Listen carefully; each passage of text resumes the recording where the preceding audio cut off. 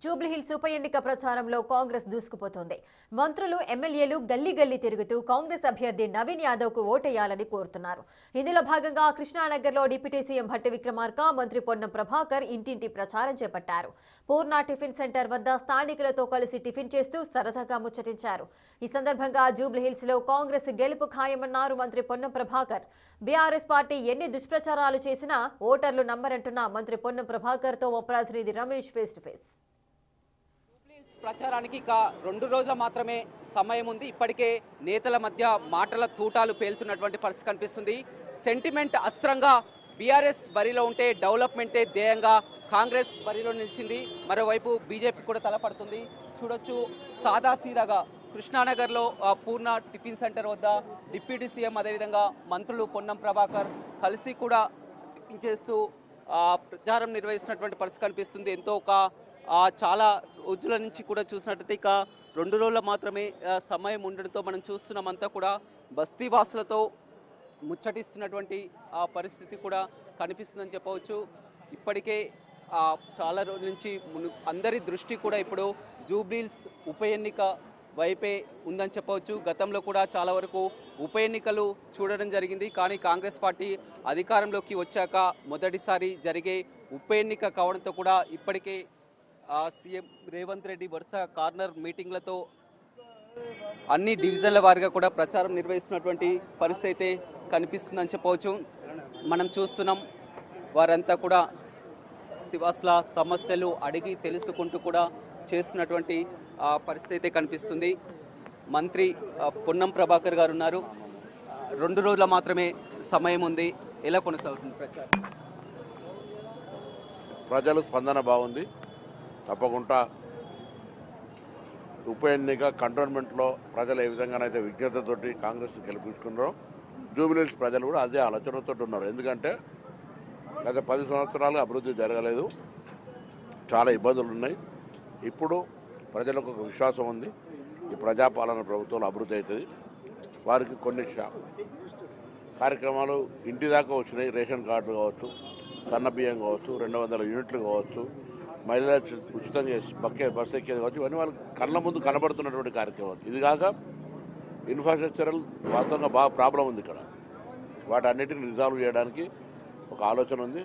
ఒక యువ ప్రతినిధి కావాలి, స్థానికుడు, విద్యావంతుడు, అన్ని రకాలుగా కాంగ్రెస్కు ఒక అడ్వాంటేజ్ ఉంది.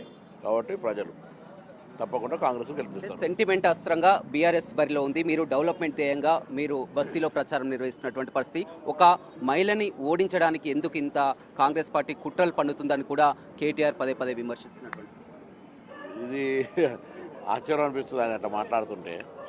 మహిళ పురుషుడు ఎన్నికల్లో ఇట్లా ఉండదు. ఉప ఎన్నికల్లో కాంగ్రెస్ పార్టీ గెలవాలి అనే ఆలోచనతో ప్రభుత్వంలో ఉన్నాం మేము అనుకుంటాం. వాళ్ళు కూడా వాళ్ళ ప్రయత్నం చేస్తున్నారు. సెంటిమెంట్ ద్వారా ఓటు సాధించాలనుకుంటున్నారు. వాళ్ళు డైవర్షన్ పాలిటిక్స్ చేస్తూ ఉన్నారు. వాళ్ళ ఫెయిలియర్స్ బయటకు కనబడకుండా చూసే ప్రయత్నం చేస్తూ ఉన్నారు. మేమేమో జరుగుతున్న కార్యక్రమాలు గతంలో చేసినా ఇప్పుడు చేసేటి అన్ని కూడా చెప్తా ఉన్నాం. 2 రోజుల మాత్రమే సమయం ఉంది. అంతా కూడా డివిజన్ల వారిగా అందరినీ కలవగలిగారా? ఎక్కడికక్కడ క్లస్టర్ వైజ్ చేసుకొని కాంగ్రెస్ కుటుంబ సభ్యులు అందరూ కూడా ఉత్సాహమైన వాళ్ళందరూ వచ్చి మంచిగా పనిచేసినారు. తప్పకుండా ప్రజల స్పందన దృష్టిలో ఉంచుకున్నప్పుడు మంచి మెజార్టీతో గెలుస్తున్నాం. అంటే పదే పదే సీఎం రేవంత్ రెడ్డి ఒక్క ఛాన్స్ అంటున్నారు. ఆల్రెడీ ఒక ఛాన్స్ ఇస్తేనే ముఖ్యమంత్రిగా అయ్యారు. మళ్ళీ ఇప్పుడు ఒక్క ఛాన్స్ ఏంటి అని కూడా అట్లా ఒక్క ఛాన్స్ అని అనలేదు. ఒక ఛాన్స్ ఓటు వేసుకొని మీరు ఇక్కడ మీ జూబ్లీహిల్స్ 15 సంవత్సరాల నుంచి మన ఎమ్మెల్యే లేడు, గవర్నమెంట్ అభివృద్ధి చేయాలన్న ఆలోచన ఉన్నది. రేపు మీరు చేస్తే మంచిదని చెప్తా ఉన్నాం. హైదరాబాద్ ఇన్ఛార్జ్ మంత్రిగా కూడా మీరు ఇది ఒక పెద్ద సవాల్ అని చెప్పవచ్చు. ఎందుకంటే గతంలో కూడా ఉప ఎన్నికలు చూడడం జరిగింది. హుజూర్ నగర్ ఉప ఎన్నిక కానీ, మునుగోడు ఉప ఎన్నిక, నాగార్జున సాగర్ ఉప ఎన్నిక, అప్పుడు అధికార పార్టీ మొత్తం కూడా చూసినట్లయితే ఇప్పుడు మొదటిసారిగా కాంగ్రెస్ పార్టీ మళ్ళీ అధికారంలోకి వచ్చిన జరిగే ఉప ఎన్నిక మీరు ఇన్ఛార్జ్ మినిస్టర్గా ఉన్నారు. ఇంతకుముందు ఇన్ఛార్జ్ మంత్రిగా ఉన్నటువంటి కంటోన్మెంట్ కూడా గెలవడం జరిగింది. కాబట్టి ఇక్కడ కూడా తప్పకుండా గెలుస్తాం.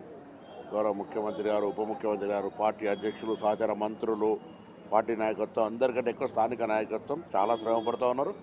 ప్రజల స్పందన బాగుంది, ప్రజల ఆశీర్వచనం ఉంటుంది. రైట్, చూడొచ్చు మొత్తం మీద చాలా వరకు మనం విజువల్స్లో కూడా చూస్తున్నాం. గల్లీలో ఏదైతే ఉన్నదో మొత్తం సాదాసీదాగా నడుస్తున్నటువంటి పరిస్థితి అయితే కనిపిస్తుందని చెప్పవచ్చు. డిప్యూటీ సీఎం బట్టి విక్రమార్క, అదేవిధంగా ఇన్ఛార్జ్ మంత్రి పొన్నం ప్రభాకర్ కలిసి కూడా బస్తీలో ప్రచారం నిర్వహిస్తున్నారు. మొత్తం మీద అభివృద్ధి ధ్యేయంగా కూడా, డెవలప్మెంట్ ధ్యేయంగా కూడా జూబ్లీహిల్స్ నియోజకవర్గాన్ని గెలిపిస్తే అభివృద్ధి చేసి చూపిస్తామని కూడా చెప్తున్నటువంటి పరిస్థితి అయితే కనిపిస్తుందని చెప్పవచ్చు. డిప్యూటీ సీఎం ప్రత్యేకంగా చొరవతో కూడా మనం గతంలో కూడా మాట్లాడడం జరిగింది. ఇచ్చినటువంటి హామీలను కూడా నెరవేరుస్తూ అన్ని విధాల ముందుకు వెళ్తాం. ఖచ్చితంగా కూడా ప్రజలంతా కూడా అభివృద్ధినే కోరుకుంటున్నారు. జూబ్లీహిల్స్తో ఖచ్చితంగా మెజార్టీతో గెలుస్తామని కూడా మంత్రి పొన్నం ప్రభాకర్ చెప్తున్నారు. చైతన్యతో రమేష్, బిగ్ టీవీ, హైదరాబాద్.